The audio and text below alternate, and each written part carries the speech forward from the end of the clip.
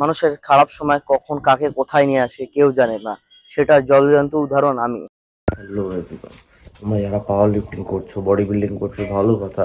তোমরা যারা স্টেরয়েড নিচ্ছ, মেডিসিন নিচ্ছ, ক্রিটিন এক্সেট্রা এক্সেট্রা যদি সাপ্লিমেন্ট থাকে, তো যারা শরীরের মধ্যে চালাচ্ছ একটু কেয়ারফুলি চালাবে, একটু ভেবে চিনতে।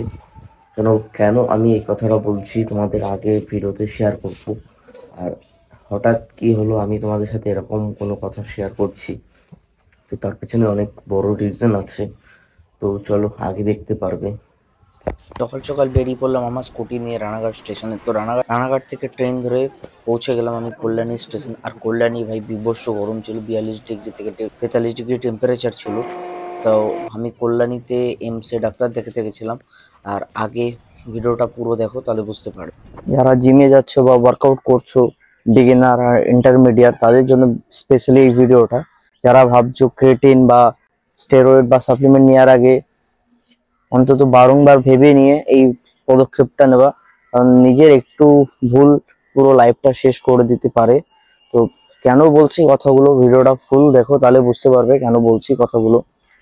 তো যখনই ক্রিয়েটিন ইউজ করবে, তো সবকিছু ভেবে চিন্তে ইউজ করবে। আর ক্রিয়েটিন চালানোর সময় ডেফিনেটলি মাথায় রাখতে হবে 6 to 7 লিটার ওয়াটার ইনটেক করতেই হবে যে কোনো মুহূর্তে, নাই তো তোমার একটু ভুল পুরো লাইফটাকে শেষ করে দিতে পারে। তো ক্রিয়েটিন চালানোর আগে এই কথাটা মাথায় রাখবে। আর সেম জিনিসটা স্টেরয়েডের কথা, বিকজ আমি স্টেরয়েড ইউজ করেছিলাম কাটিং এর জন্য। তো দিন আমার রাইট সাইড কিডনিতে স্টোন হয়েছে, রিজন ক্রিয়েটিন স্টেরয়েডের জন্য ডাক্তার বলেছে। তো দেন আমি তোমাদেরকে সব ডাক্তারের রিপোর্ট গুলো তোমাদেরকে শেয়ার করব। দেন তারপরে তোমরা ডিসাইড করবে যে ক্রিয়েটিন বা স্টেরয়েড বা কোনো আদার সাপ্লিমেন্ট ইউজ করবে কিনা। তো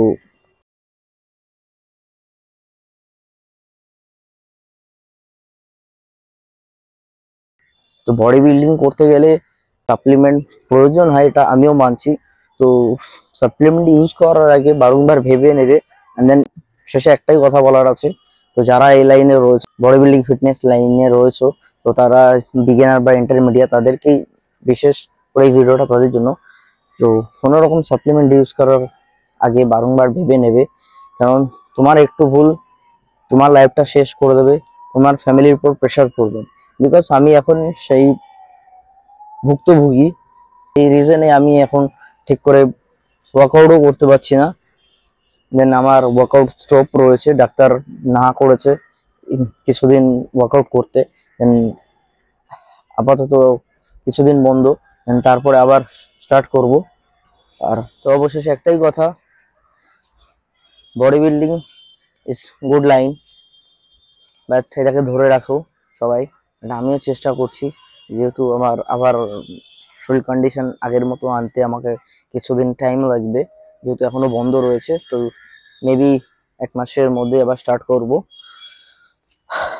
আবার আগের মতো আনতে অনেকটা টাইম লাগবে, কারণ আমি অনেকটা ফ্যাটি হয়ে গেছি।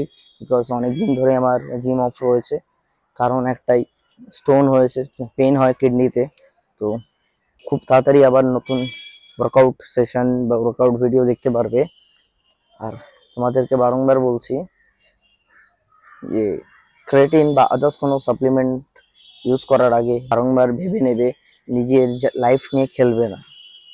আর স্টেরয়েডের কথা মাথাতেও আনবে না, যতটা পারো চেষ্টা করো ন্যাচারাল বডি বিল্ডিং করার জন্য। ন্যাচারাল বডি বিল্ডিং এর আগে কোনো কিছু নেই। হ্যাঁ, আর আদারওয়াইজ তুমি যদি মনে করো আমি প্রফেশনাল বডি বিল্ডিং করবো, স্টেজ কমপ্লিট করবো, দেন ওখানে তোমাকে স্টেরয়েড ইউজ করতেই হবে, নয়তো সম্ভব না। তারপরেও চেষ্টা করবে ন্যাচারাল কমপ্লিট করার জন্য। তো ন্যাচারাল আগে ভাই কোনো কিছু নেই।